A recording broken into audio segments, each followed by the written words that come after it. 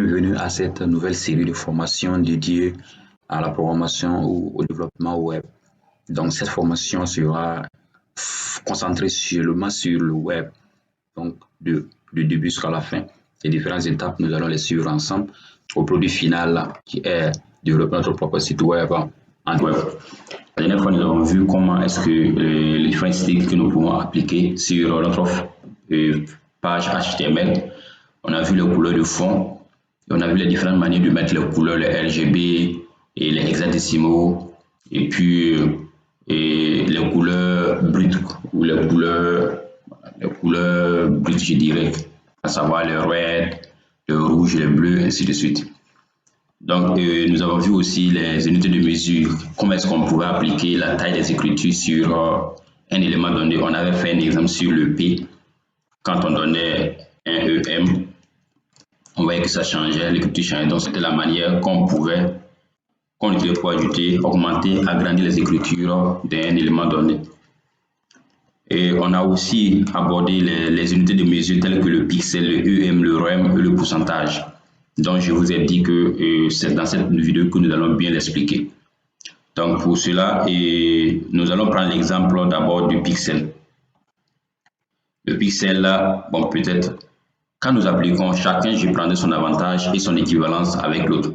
Je prends le pixel. Le pixel nous permettra de mettre des valeurs absolues. C'est-à-dire que chaque navigateur a une valeur absolue pour afficher les écritures.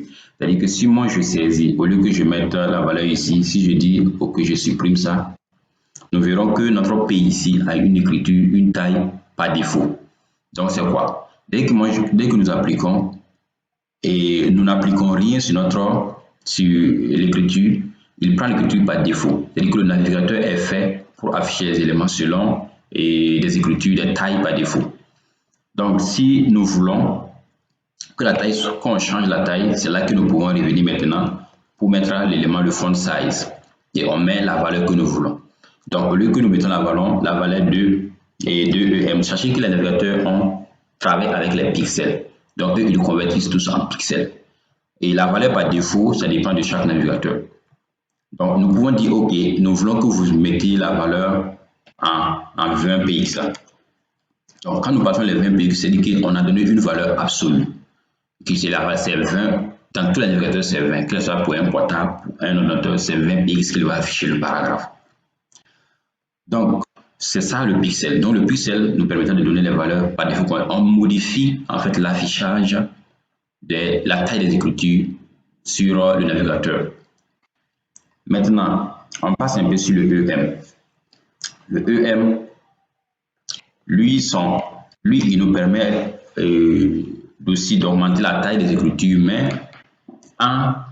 je dirais que ils héritent, en fait, ils héritent de la taille d'autres.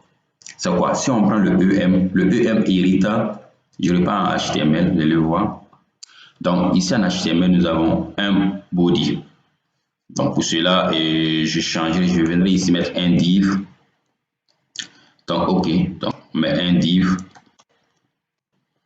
Et à l'intérieur du div, nous allons mettre un paragraphe. Donc, P. Donc, on a mis un paragraphe.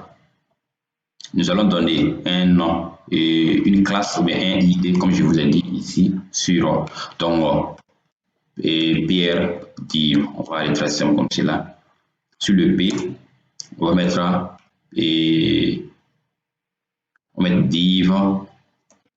div P. C'est-à-dire que le paragraphe de div, j'ai oublié de mettre le ID. Je vais agrandir, OK. Je vais diminuer un peu pour ceux qui ont des problèmes de vue. OK, nous allons mettre ID et nous allons copier celui-là pour placer là à l'intérieur. Donc, on a mis une balise dans une balise. Après, je vais vous expliquer un peu ce que c'est que les divs. Bon, chaque balise appartient à un groupe donné. Donc, nous allons expliquer ça dans les vidéos qui vont suivre. Donc, ici, ce que moi je veux, c'est de vous montrer quand je parle de l'héritage de EM. Et que EM, lui, il va prendre la taille de l'écriture de celui-là. Et la taille de son papa qui est ici, le div, puisque le P se trouve à l'intérieur de div. Donc, on dit que cette balise, si nous appliquons une taille ici, avec, on applique une taille en EM, c'est que cette taille fera des calculs en fonction de la taille de son élément parent. Donc, il va prendre la taille de la taille parent, voilà, pour faire les calculs. Donc, on va prendre cette taille et ajouter à la taille du navigateur pour faire des calculs. Donc, je vous montrerai un peu ce que ça veut dire. Nous viendrons ici, je vais mettre du test ici. Bon, mettez un petit test à licence. Tout ça. OK. On enregistre. OK, on a vu, salut à tous. Et il y a le EM qui est sauté, je vais le supprimer. Et application du EM sur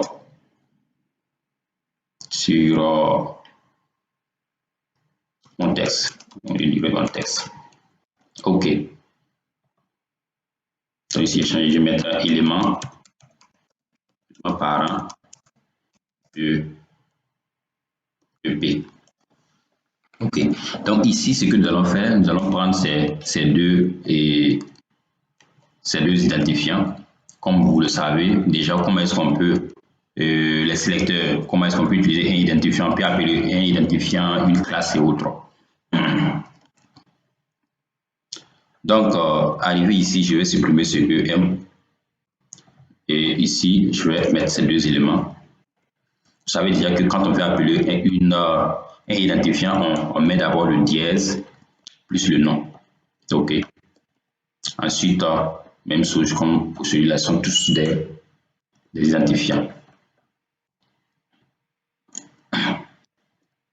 OK, donc ici, ce que nous allons faire, c'est quoi? C'est de... Je vais mettre un font size. Et font size de cet élément, je vais le mettre en 10 px. OK. Donc, il devient encore très petit, donc je vais mettre en 20 px. OK. Donc, vous verrez que dès qu'on applique l'élément, la valeur sur le parent, le petit hérite. Si vous vous rappelez le début de notre, quand j'ai abordé la notion CSS, j'ai parlé qu'il y a la notion de cascade. J'ai dit qu'en réalité, les éléments parents, quand on applique un style sur le père, automatiquement, tous les éléments qui sont à l'intérieur du parent héritent du style qu'on a appliqué sur le père. Donc, par exemple, pour laquelle, quand je mets ici 30, tous les deux grandissent, la taille des écritures devient grande parce que le petit aussi hérite de ce que son papa a. Donc, je reviendrai dans notre 20. Ensuite, je repars dans le div P. Je vais mettre une taille là-bas, pas une taille, un font size. Maintenant, ici, je vais le mettre en EM. EM, donc je vais mettre 1, bon, ou bien 2 EM. Donc, ici, quand vous voyez les deux EM, ça devient grand. Mais imaginons que moi, je reviens ici, je mets un EM. Vous voyez qu'il n'y a pas de différence. Quand je mets un EM, il n'y a pas de différence que la taille principale. Mais si je passe à 2, ça devient grand. Donc, comment est-ce qu'il fait? Nous allons faire ces calculs. Le pixel, je prends d'abord, supposons que le navigateur, votre navigateur par défaut, a une taille de 16 pixels. Ou bien je prends de 10, ça sera trop petit. Je prends de 14 pixels, comme cela. OK. Donc, si je prends 14 px, si vous appliquez un élément sur, je dirais, je repars, je vérifie. OK, si vous appliquez un élément utilisant le px, supposons que nous avons pris notre élément div, le div, bon, je vais mettre parent, p, on a mis la taille qu'il y a là à 20, OK, à 20 px. Donc, automatiquement, il va écraser le 14 px pour appliquer les 20. Donc, il prendra celui-là, il va dire OK, je ne veux plus de 14. Donc, il ne veut plus de 14. et il applique le 20. Donc l'élément parent va prendre 20. Par exemple, là, quand on met les deux pixels, tous les éléments qui sont ici, les deux prennent les mêmes tailles. Ok, donc maintenant, ici, et je vais mettre ça, c'est 0. Ici, nous avons utilisé des unités de mesure de le EM. C'est-à-dire, nous avons pris le fils F que nous avons appliqué de EM. Ok. Bon, et que vous allez le comprendre. De EM. Donc, comment est-ce qu'il va faire? Pour avoir la taille exacte de celui-là, je dirais que F égale à normalement taille F, excusez, taille F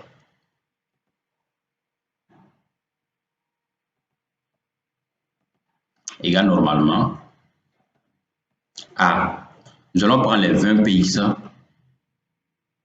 20 px du papa multiplié par n, EM. Donc, le EM, nous allons l'enlever. Celui-là est notre M. N. Donc, N varie. Donc, N, c'est une constante. Donc, c'est la valeur que vous allez donner à N ici. Donc, si vous donnez 3, N, c'est 3. Donc, je supprime celui-là, parce que le EM, c'est du test. Donc, fa N. Donc, on prend taille papa. Au lieu que je mets 20 ici, je peux le mettre aussi F ici, pour dire que c'est la taille du père. Donc, je mets un P. Donc, c'est la taille du père. Donc, vous allez comprendre. C'est la taille du père. Donc, nous allons prendre taille du fils égale à la taille de l'élément parent, donc l'élément qui est plus proche de lui, multiplié par le numéro que nous avons appliqué ici en EM. Voilà, c'est ce qui fait que quand nous repartons dans notre indicateur ici, si nous mettons 1, il affiche exact. Parce que si on met 1 ici et que nous repartons, nous allons faire 20 fois 1. Donc, ça revient à 20 px encore. Donc, mais il donne ça en px. Donc, ça va donner en px. En px. Donc, l'unité de mesure qui donne là, c'est en px. Ok. Donc, il fait les calculs. Il va prendre les 20 multipliés par le numéro que nous avons donné ici en EM et il va donner la valeur en px. Donc, si le n ici est 1, c'est comme si rien n'a changé. Donc, on va faire 20 fois 1 qui retourne 20. Donc, on fait en px. Si le papa a 40, on fait 40 fois, donc papa fois le numéro qu'on donne à l'enfant. Donc, c'est qu'on prend la taille du papa et on multiplie par le numéro qu'on donne au niveau de EM ici. C'est ça le EM. Donc, on repasse sur notre site. Donc, comme vous voyez ici, on a mis le 1 EM et rien n'a changé parce que, et comme je vous l'ai dit, il prend le 1, multiplie par la taille de son papa et il donne. Mais supposons que nous prenons ici 2. Donc, automatiquement, vous voyez que la taille va s'augmenter un coup. Ça devient très grand. Donc, il va prendre la taille du papa qui est 20, multiplié par 2, ça fait 40. Donc, c'est comme si on avait appliqué 40 px. Si vous voulez le savoir, et nous allons partir. Nous allons vous montrer, je vais vous montrer un petit exemple très concret. Donc, ici, je vais ajouter un autre P. Et ici, je vais mettre par exemple div 2. Et là, au lieu que je mette application de EM sur... donc ici, je vais mettre pixel application de pixel pour faire la différence entre les deux. Ok. Donc ici, c'est quoi? Nous avons deux tests ici. Vous voyez que celui-là est petit. Celui-là est application de pixel. Je repars. Voilà. Celui-là est petit parce qu'il va prendre l'élément parent qui est ici. Puisqu'il n'a pas reçu une taille spécifique. Nous allons partir pour montrer que les calculs sont réellement vrais. Nous repartons sur notre isTyles. Et une fois sur notre isTyles, en ce qui concerne notre div P2 là, on ne va pas utiliser la mesure, l'unité de mesure EM, mais on va utiliser le pixel. Donc je mettrai 40 px. Et j'enregistre. Je vais voir si c'est réellement. Donc ici c'est 2. Ok, vous voyez que les tailles sont même souches. Ça, en fait, c'est pour vérifier les calculs que nous avons fait. Les tailles sont exactes. Ça dit que quoi? Lui, quand on met 2 EM ici, c'est comme si on avait mis 40. Parce qu'il va prendre les 2 M, EM multiplié par 20, qui fait les 40. Donc, ça ferait les 40. Donc, c'est comme si on avait mis spécifiquement les 20, les 40 ici. Mais lui, là, il permet de s'adapter en fonction de son élément parent. Si l'élément parent change, lui aussi, sa taille change. Mais supposons qu'on n'avait pas mis une taille ici par défaut. Donc, si on n'avait pas mis une taille par défaut sur l'élément parent, il va prendre la taille par défaut de ton navigateur. Donc, si la taille par défaut égale à 10 bx, il va prendre les 10 multiplié par 2. Donc, c'est ce qu'il fait. S'il voit que l'élément parent n'a pas de taille absolue, il repasse sur la racine qui est le HTML, c'est de votre navigateur. Il vérifie s'il y a une taille absolue là-bas. Donc, on verra que dans tout le navigateur, il y a une taille absolue pour afficher les éléments. Donc, il va prendre cette taille multipliée par 2 et affecter ça sur l'élément, votre élément qui est ici, le P. Donc, ça, c'est ce qu'on appelle le EM. Donc, nous allons continuer avec ce qu'on appelle le REM. Le REM aussi, c'est une équivalence un peu, ça ressemble un peu au EM, mais lui, sa différence, c'est quoi? Au lieu que lui, il prend l'élément parent pour multiplier avec sa taille, pour multiplier avec la valeur qu'on a donnée, lui, il va aller chercher l'élément racine et il repart vers le navigateur, l'affichage par défaut du navigateur qu'il prendra pour multiplier. Ce qui fait que même si la taille de l'élément parent change, lui, il ne change pas. Donc, je vais l'appliquer directement sur ces deux éléments pour que vous voyez. Donc, au lieu que je mets le EL, je mets le REM. Donc, si je mets deux REM et que je review, vous voyez que ils ont des tailles différentes. Parce que quoi? C'est comme, moi, je vais vérifier, pour vérifier, voir, c'est comme si je vais vérifier la taille par défaut de mon navigateur. Donc, pour le vérifier, je viendrai ici et je vais mettre 16. Et pas 16, mais 32. Donc, vous voyez que c'est la même chose. Donc, ça veut dire que la taille par défaut de mon navigateur est de 16 pixels. La taille par défaut de mon navigateur est de 16 pixels. Donc, je reviens toujours sur celui-là pour vous montrer encore quelques éléments. Donc, ici, on va voir pourquoi ce disparaît rapidement. Donc ici, nous allons un peu expliquer ce que c'est que comment est-ce que le REM fonctionne. Comment est-ce que le REM fonctionne? Je vais éraser celui-là. Oui, tous ces éléments-là, c'est... Bon, je continue. Prends le pinceau. Ok. Nous avons dit que quand on parle de la valeur par défaut du navigateur, c'est quoi? C'est lorsque vous lancez votre navigateur, il affiche le texte, même si vous ne donnez pas une taille spécifique, il y a une taille. Et la taille, c'est réellement, quand on parle de route, c'est le HTML. Je vais dire que dans tout site web, la base, toutes les balises qu'on met est entourée par le fameux HTML. Donc, tout ce que nous allons mettre là-bas, c'est le fameux HTML. Donc, le HTML sort avec une taille par défaut. Quand nous l'affichons, quand nous l'appelons, il vient avec une taille par défaut. Bon, pas lui, mais ce sont les navigateurs qui vont lui donner cette taille par défaut. Donc, supposons que la base c'est 16. La base c'est 16 px. Donc, cherchez quel qu'en soit le pixel, le REM ou le EM, il va toujours le convertir en pixels. Donc, si moi je viens ici sur mon élément et fils, bon, ou quel qu'en soit ce qu'il est, l'élément qu'il est, et que moi je dis, j'applique peut-être 2 REM. Ok, j'applique 2 REM, excusez pour l'écriture, peut-être que vous allez comprendre, parce que avec la souris. Donc ici c'est REM, ok, donc 2 REM, qu'est-ce qu'il fait? Il va revenir sur l'élément, la route, c'est que le route, c'est qu'il est l'élément parent de base, c'est que la valeur que le navigateur donne par défaut sur votre écriture, multiplié par le numéro qui est ici. Donc, c'est-à-dire qu'il prendra 16, ok, fois 2.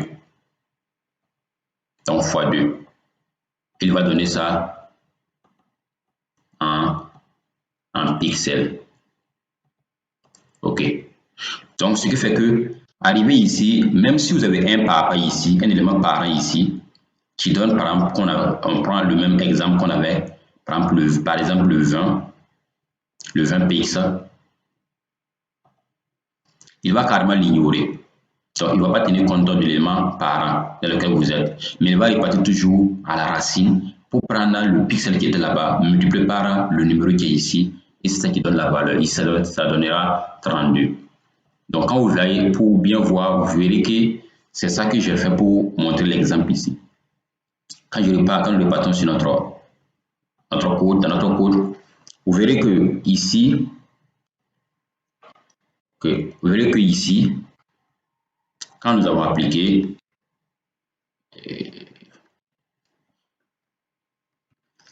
le 32, ça, c'est ce qui s'est passé. On voit que ça n'a pas changé. Les deux ont la même taille. C'est parce que mon navigateur prend par défaut le 16 comme pixel par défaut, alors qu'il a mis ça ainsi. Donc, vous comprenez maintenant. Pour le REM ira chercher la taille par défaut que donne notre navigateur, multiplié par la valeur que nous avons donnée ici. Et il va le convertir en pixels pour affecter sur notre élément. Donc, on a vu le EM, on a vu le REM. Maintenant, nous passons au pourcentage. Au pourcentage, c'est un peu le même comme REM, mais là-bas, c'est que nous appliquons le pourcentage. C'est comme des calculs qu'on fait. Bon, le module, on prendra quoi? Donc, imaginez que nous venons ici, on met, et par exemple, 30%. Donc, si je viens ici, je mets 30%. 30%. Donc, et je repars, vous voyez que c'est très petit. Donc, c'est quoi? Il a pris les 30% de l'élément parent. Donc, c'est comme l'élément parent, plus on augmente, imaginez que je mets ici à 100, on revient, vous voyez que ça a augmenté aussi. Donc, il va prendre les 30% de l'élément parent. Donc, les 30% de l'élément parent de 100, ça donne comme 70%. OK.